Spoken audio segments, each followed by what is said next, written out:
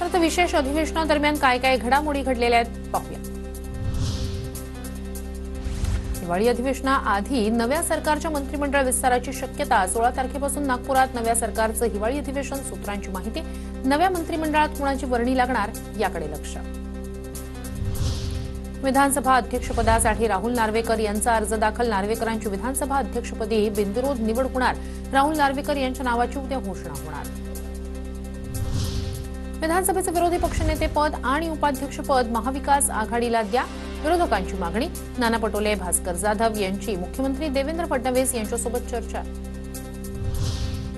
विधानसभेत विरोधकांसह उर्वरित आमदारांचा शपथविधी। संविधान हातात घेत नाना पटोले, विजय वडेट्टीवार यांच्यासह नितीन राऊतांकडून विधानसभेत आमदारकीची शपथ।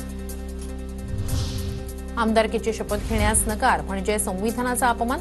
विरोधकांच्या सभात्यागावरून चंद्रशेखर बावनकुळे आक्रमक।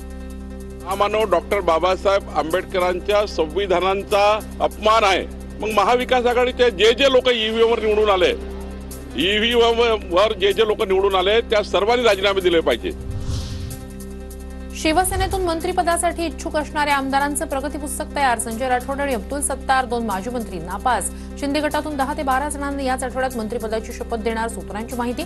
गोगावले, शिरसाट, सरनाईक, खोतकर, शिवतारे प्रगती पुस्तकात पास। आदित्य ठाकरे आणि अदिती तटकरे यांची विधान भवनात भेट। दोन्ही नेत्यांची विधान भवनाच्या कॉरिडॉरमध्ये बातचीत।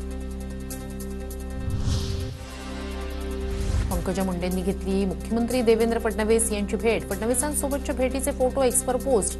मराठवाड्यातील दुष्काळ निर्मूलन आणि बेरोजगारीबाबत चर्चा केल्याची माहिती। विधानसभेचा सदस्य म्हणून शपथ घेताना शिंदे गटाचे आमदार आमशा पाडवी यांची वाचता वाचता भंबेरी उडाली। शपथ वाचत असतानाच अनेक शब्द अडखळल्याचं समोर।